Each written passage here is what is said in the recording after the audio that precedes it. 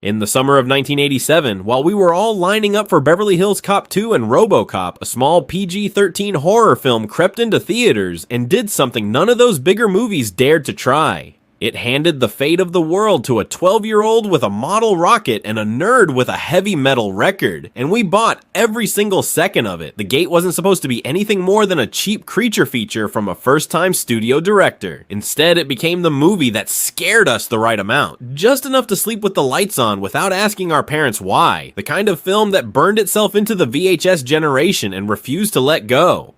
Today, we're counting down 15 weird facts about The Gate. The 1987 cult classic that was smarter than it looked, more ambitious than its budget had any right to allow, and still holds up in ways that surprise us every time we go back. Stick around for number 1, hit that like button, subscribe, and let us know in the comments. Were you the kid who saw this in theaters, or did you find it alone at midnight on cable? Let's open The Gate. The movie almost didn't happen at all. Here's how close we came to never getting The Gate. Director Tibor Takács, a Hungarian-born Canadian filmmaker who had spent years making short films, commercials, and an independent sci-fi musical called Metal Messiah, went to producer John Kameny with a completely different project. He wanted to make a film adaptation of a 1975 young adult novel called The Girl Who Owned a City. Kameny passed, but instead of turning Takács away empty-handed, he offered him a choice of 3 existing projects sitting on the shelf. One of them was The Wraith, a supernatural car chase thriller that ended up getting made by someone else in 1986 with Charlie Sheen. Takács turned that one down. He picked The Gate instead, and the reason he gave was not about demons or heavy metal or suburban horror. He said the script reminded him of a fairy tale, and that fairy tales were essential to how kids develop their imagination and their relationship with fear. He made a movie about a hole in a backyard summoning ancient evil because it felt like something a child would dream about, and that instinct, that very specific emotional logic, is exactly why we're still talking about it nearly 40 years later. The director was a punk rock recording engineer. Before Tibor Takács made a movie about heavy metal records opening the gates of hell, he was working with actual underground bands in Toronto's punk scene. He served as a recording engineer for a Toronto punk band called the Velatones, one of the earliest and most confrontational acts in the Canadian punk movement. This was not a side hobby. This was the world he operated in before filmmaking took over. And that background almost certainly explains one of the most distinctive choices in The Gate. The decision to make the backward masking subplot feel genuinely plausible and specific, rather than like a lazy moral panic borrowed from the evening news. Takács knew that world from the inside. He understood how records worked, how liner notes were laid out, how album artwork communicated subculture identity. When Terry holds up that Sacrifice record and reads the demonology out of the liner notes, it feels real because it was built by someone who had spent time in actual recording studios. Director as insider, that detail matters more than it looks. The band on the album never existed. Speaking of that heavy metal record, on the one Terry plays backwards to unlock the secrets of the gate, the band printed on the sleeve, Sacrifice, was never a real group. The whole thing was manufactured specifically for the film. Takács reached out to a graphic designer friend named Mark Kraczynski, who designed the album cover and posed with his brother and friends for the band photos. The actual music on the record came from a Toronto band called Station Twang, made up of former members of another local group called Cardboard Brains. The spoken word vocals on the song that inspired Terry to play it backward, and the eerie voice that sets the whole demonic sequence in motion, were performed by actor Carl Cranes, who also played the zombie workman in the film and served as the dialogue coach for the child actors. The same man who helped Stephen Dorff and Louis Tripp find their lines also provided the demonic voice on the record those same kids played backward. One actor, 3 jobs, one very specific footnote in 1987 horror history. We sat there watching Terry decode that album like it was ancient scripture. It was a Toronto actor doing spoken word on a fake record, and it worked completely. The house was real. The backyard was a construction zone.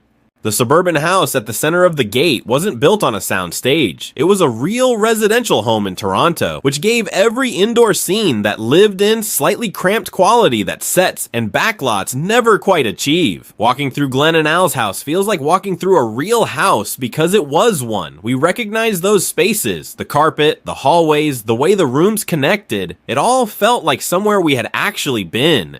The backyard, however, was a different problem entirely. Just beyond the fence line, a new housing development was under active construction throughout the entire shoot. Construction vehicles, workers, noise. All of it right there on the other side of where they were trying to film a supernatural horror movie. The crew's solution was to build a fence around the backyard perimeter and erect visual barriers to keep the construction out of frame. So every scene we watched of those kids digging around the gate, peering into the hole, running from demons across the lawn, all of it was happening 30 feet away from a working construction site. Hell was literally next door, and none of us ever knew. The little demons were never tested before filming. The demon minions in the gate are the movie's most beloved element. Knee-high, blank-faced, moving in packs. They scared us in a very specific way that CGI monsters never quite replicated because there was something physically real about them. They were created using a combination of stop-motion animation and forced perspective, with actors in rubber suits filmed at angles that made them look tiny against full-scale sets built just for those sequences.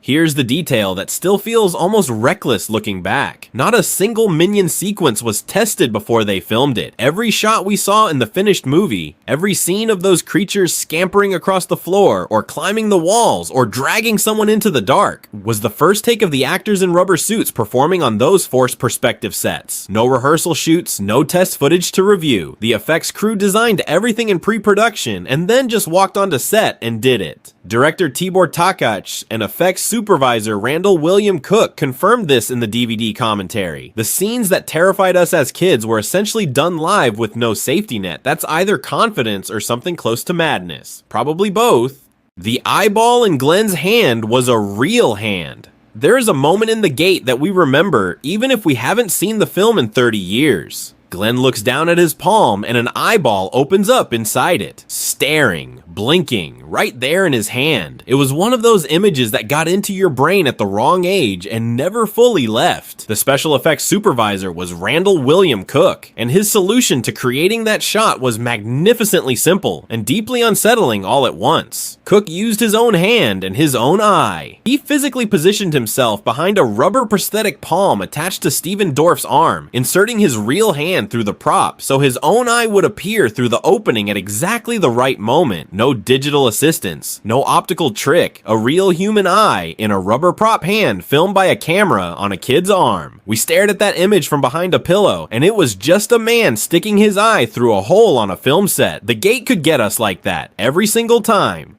Bill S. Preston was going to remake it. The Gate has spent years stuck in development hell trying to get a remake off the ground. The most interesting attempt came in 2009 when Alex Winter, yes, Bill S. Preston Esquire, one half of the Wild Stallions, the man who told us to be excellent to each other, announced he was developing The Gate 3D as a full remake. The plan had real momentum. Lionsgate even released the special edition DVD specifically in response to the remake announcement, hoping to reintroduce the property to a new audience.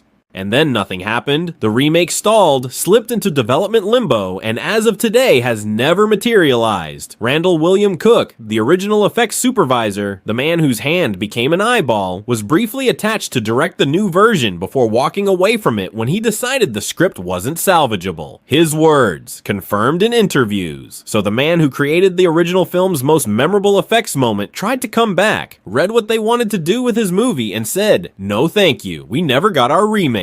But we got the original, and most of us would argue that's a completely fair trade."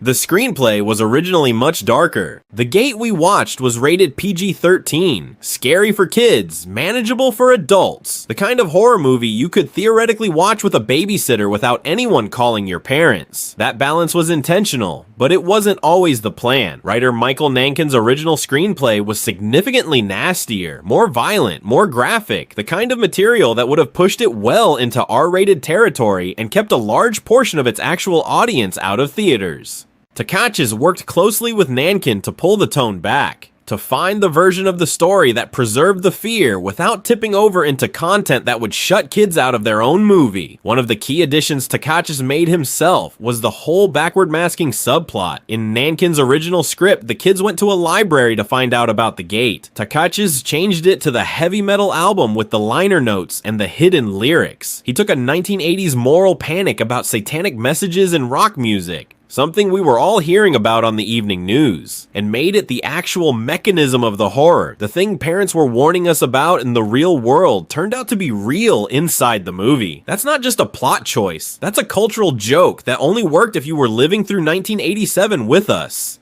It was supposed to be set in America, barely anyone noticed it wasn't. The Gate is a Canadian film. It was shot entirely in Toronto. It was financed partly with Canadian money, directed by a Hungarian-Canadian director, and populated largely by Canadian cast and crew. And yet the whole film is set in a generic American suburb. No specific city named, no regional identity, nothing that would flag it as anywhere in particular. The production strategy was deliberate. Make it feel universal. Make it feel like it could be anybody's neighborhood. Make it feel like our backyard. And for us, whether we were actually in America, Canada, or anywhere else watching this on VHS, it worked completely. We never questioned it because the film never gave us a reason to. The Toronto suburbs stood in for every suburb we had ever lived in or driven through. The house was our house. The backyard was our backyard. The gate was exactly where we would have dug if we had found a geode under our tree. That universality is one of the quiet reasons The Gate stayed with us when so many other late 80s horror films didn't. It didn't belong to any particular place. It belonged to wherever we were watching from. The director also created Sabrina the Teenage Witch. Tibor Takac went on to direct television after The Gate, a lot of it. He worked on Red Shoe Diaries, he directed episodes of the 1990s Outer Limits revival, and then in 1996, he directed the pilot TV movie that launched Sabrina the Teenage Witch, the series that ran for 7 seasons and made Melissa Joan Hart a household name across the decade we grew up in. The man who opened the gates of hell for a 12-year-old boy in 1987 then built the magical world of a teenage witch for a completely different generation of kids in 1996. 2 genre projects, 2 completely different tones, 2 cult touchstones from 2 different eras. Takash clearly had a specific instinct for supernatural stories aimed at young people that didn't talk down to their audience, that took the rules of their own world seriously, and that put kids at the center of the stakes. The Gate and Sabrina the Teenage Witch have absolutely no surface resemblance to each other, but the same filmmaker's DNA is running through both of them. We just never connected those 2 dots until now. Stephen Dorff was 13 and asking where the girls were. Stephen Dorff made his feature film debut in The Gate at the age of 13, though depending on which source you consult, some say 14, which puts the production right across his birthday during filming. Either way, he was a child, playing a 12-year-old, his first ever film role, and by all accounts, he committed to it fully and naturally, which is the main reason Glenn works as a character, because Dorff was young enough that he didn't have to perform childhood, he just was it. But producer Andres Hamori in the DVD featurette From Hell It Came shared an anecdote that gives the whole thing a more human dimension. 13-year-old Stephen Dorff, partway through production on a film about demons consuming a suburban household, pulled the producer aside and asked, only half jokingly, where all the girls were. He was a kid on a professional film set doing serious work, and somewhere in between takes he was still 13 years old and thinking about what 13-year-olds think about. He went on to Blade. He went on to work with Sofia Coppola. He became a proper Hollywood star, but it all started with a baby-faced kid on a Toronto set, doing his homework and quietly wondering about the girls. The man who made those demons later made Gollum. Randall William Cook was the Gate's special effects supervisor. He designed the minions. He figured out the forced perspective sets. He coordinated the stop motion sequences that none of us had seen done quite that way before. He built the demon lord at the end that terrified us even while we knew, somewhere in the back of our minds, that it wasn't quite real, and he did his own eye through a rubber hand on a kid's palm. The Gate was his film in a very real sense. The creature work was his creative vision executed on a budget that required constant ingenuity. In 1998, Peter Jackson contacted him for a project being developed in New Zealand. Cook arrived and spent 5 years working on the Lord of the Rings trilogy, ultimately serving as animation supervisor across all 3 films. He was one of the key creative figures behind the design and realization of Gollum, the character who became one of the most groundbreaking visual effects achievements in cinema history, and who earned Cook 3 Academy Awards for Best Visual Effects. The man whose demons scared us in 1987 went on to win 3 Oscars for the most beloved fantasy trilogy of the following generation. The Gate was the beginning of that career, Gollum was where it arrived, and the stop-motion instincts that Cook developed in Toronto in 1987 were the same ones he brought to New Zealand a decade later.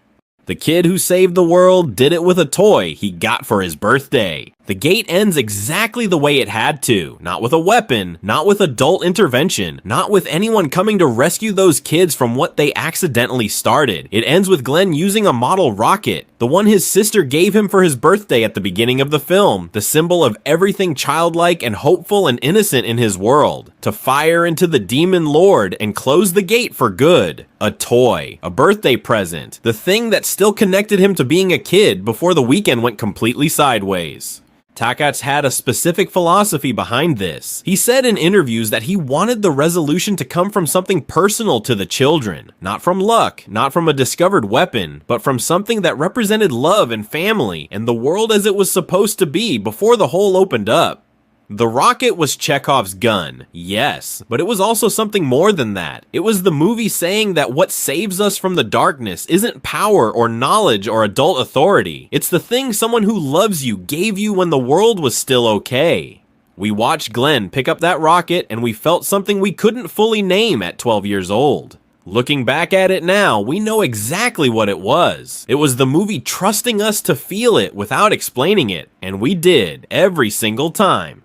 The writer who got fired from his own movie, Michael Nankin, wrote The Gate. He also planned to direct it himself, but when Canadian production company Alliance Entertainment got involved in financing, they vetoed that decision completely and brought in Tibor Takacs instead. So the man who created the story, built the world, wrote every line of dialogue, and planned to be behind the camera on his own film got removed from the director's chair before a single frame was shot. Nankin had written the script during a dark personal period, recently divorced, recently off a failed project, channeling what he described as the nastiest thoughts from his childhood into the screenplay. He poured all of that into The Gate, and then someone else got to make it. He stayed on as writer, watched Takacs take over, and the two of them ended up becoming genuine friends and collaborators. Takacs even brought him back for the sequel. But the movie that exists, the one we watched from behind our pillows, was made by a director who was handed someone else's deeply personal nightmare. That handoff changed everything about how it turned out, and most of us never knew it almost went a completely different direction.